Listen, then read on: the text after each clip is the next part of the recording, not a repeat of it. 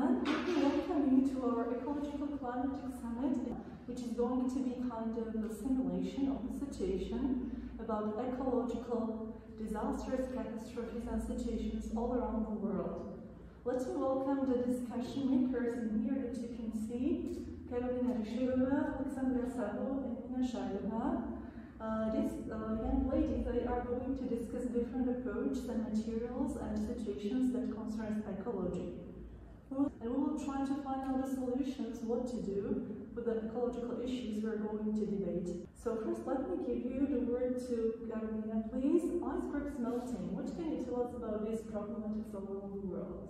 So, icebergs are pieces of ice that are formed on the land and float in the ocean or lake. They come in all shapes and size, and as we know, they are melting right now. And I would like to tell some solution to avoid melting. First, I think it's like easier one is to take shower instead of bath. Maybe wash your dish immediately after eating, so it will take less water than when you will have to scrape off dried food and eat less meat. Okay, thank you very much. So this is the first issue we've been discussing, and we will chain to Alexandra Sabo-Sani. Please tell us, how is it with the reduce of meat, please? So meat consumption is responsible for releasing greenhouse gases such as methane, and these gases contribute to climate change such as global warming. It's responsible for a third of all planet heating gases emitted by human activity. The use of animals for meat causing twice the pollution of producing plant-based foods. The use of cows, pigs, and other animals for food as well as livestock feed is responsible for 57% of all food production emissions. Oh, it's really a huge number. And scientists have consistently stressed that if dangerous global heating is to be avoided, a major rethink of eating habits and farming practices is required. So plant-based food and eating is required for us to save the planet. Okay, thank you very much for your inquiry. So it really seems like we should reduce the meat consumption and so on. Maybe we could involve the question, how is it going to be with milk dairy products? Because many animals like sheep, cows, etc., they are also the main milk dairy products producers. So how to find a compromise or any kind of balance in using these animals, alimentational, nutrition? There's also plant-based milks, like nut milks, and like almond milk is very common these days because they all are animal produce, and all of the animals produce methane and the other gases, greenhouse gases. And so it's also about the conditions in which they have been treated. Yes. Okay, so maybe the chance for some of us to become vegetarians or vegans or eat less meat. Thank you very much. And the next step we're going to discuss are the consequences of fast fashion. And I would please Nina Shajdová present us your view and your information. So, the consequences of fast fashion. There are many bad things that come from fast fashion. If we don't know what fast fashion is, it's basically a fashion industry that really quickly makes clothing, really quickly sells it, and quickly then wears it and throws it away. It's really like a fast cycle that keeps repeating itself. There are things that come from it like water, soil, and air pollution. In countries where these garments are produced, the toxic chemicals are usually dumped into rivers because there are really like legal registrations of protection of nature. So for example, there are chemicals such as lead, mercury, and arsenic that affect not only water animals and the nature, but also the people that live close to it. 20% of industrial water pollution comes from textile industry alone, from the dyeing and the treatment of the fabric. So what can we do? We can choose fabrics that are made in, for example, European Union and United States or Canada, where these regulations are more strict, and are therefore more safe. Next point is water consumption. I already asked you guys like how much water is needed for 1 kilo of cotton to produce. It's 20,000 liters, which is a lot. Shock. Yeah. It can take up to 200 tons of fresh water per ton of dyed fabric. So again, it's a lot of like water consumption for just clothing, because right now there are 750 million people that don't have access to fresh drinking water, while we use this much water for just fashion.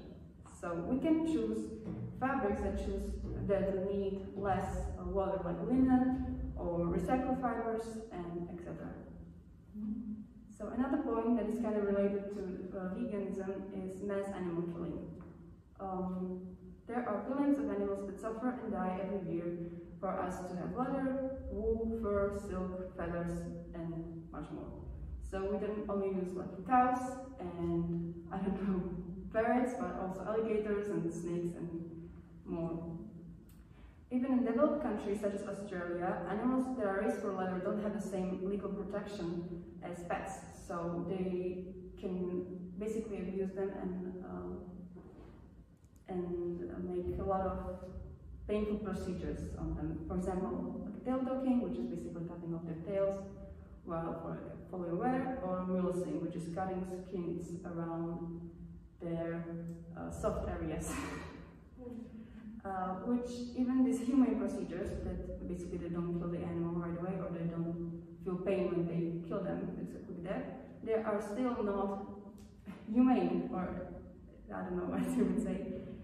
So there are brands that are turning to, for example, vegan leather, such as Hermes, Gucci, or Balenciaga, and there are luxury brands such as Stella McCartney that use sustainable luxury fabrics. Another point is the waste. A usual fashion brand has around 2 to 4 collections per year, usually summer, autumn, winter, and spring. But fast fashion brands such as H&M or Zara have up to 50 collections per year. So that supports a lot of mass consumption, because you can always buy something new. There's always something new, there's always something cheap that you can just buy, and if you don't need, just throw away very quickly. What is not sold in the stores usually goes to trash, and even luxury brands that are expensive, so you would think that it's not fast fashion, are still fast fashion. And for example, Burberry usually sets their waste on fire because it's too luxurious to donate to somebody.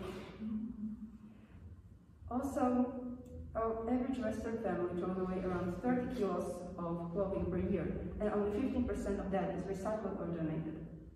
There are also synthetic materials that can take up to 200 years to decompose, so if we throw away now, it will still be here for a lot of decades.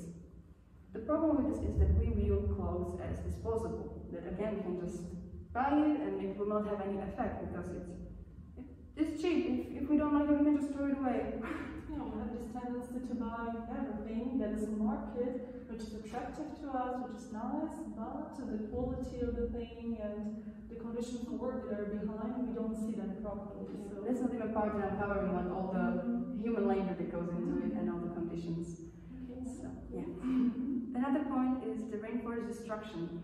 There are dozens of hectares of endangered and ancient forests that are cut down and replaced by plantation of trees that can then be used to again cut down and make fabrics such as wood-based fabric like rayon, viscose. So 70 million trees are cut down to make our clothes yearly. And my last point is greenhouse gas emissions. The fashion industry produces 10% of global carbon emissions, which is a lot that comes just from something we wear. Emissions come from production, manufacturing, and transportation. And also the synthetic fibers that we wear are made from fossil fuels. So overall, the problem with fast fashion is that we have a lot to buy. We buy a lot, and we consume it as if there is no tomorrow, basically. And I can tell you, like, what can we do to do better? Again, we can buy clothes that are made in Europe, for example, and stuff, but the biggest change that we can make, everyone can make, is just to think about it more. To think about what we buy, and even if you go to any fast fashion store, just think about it. Are you gonna wear it? Are you gonna throw it away the next day, or is it gonna last you for years? So, yeah. Thank you. Thank you very much. Okay, so thank you very much for your inquiries, girls, and for your time spent with us.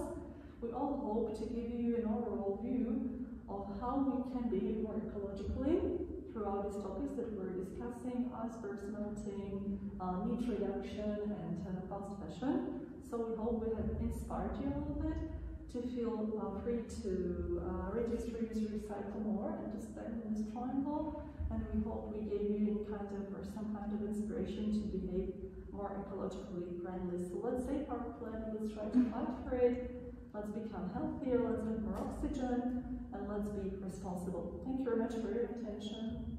Thank you. Bye. Good night. Have a nice day.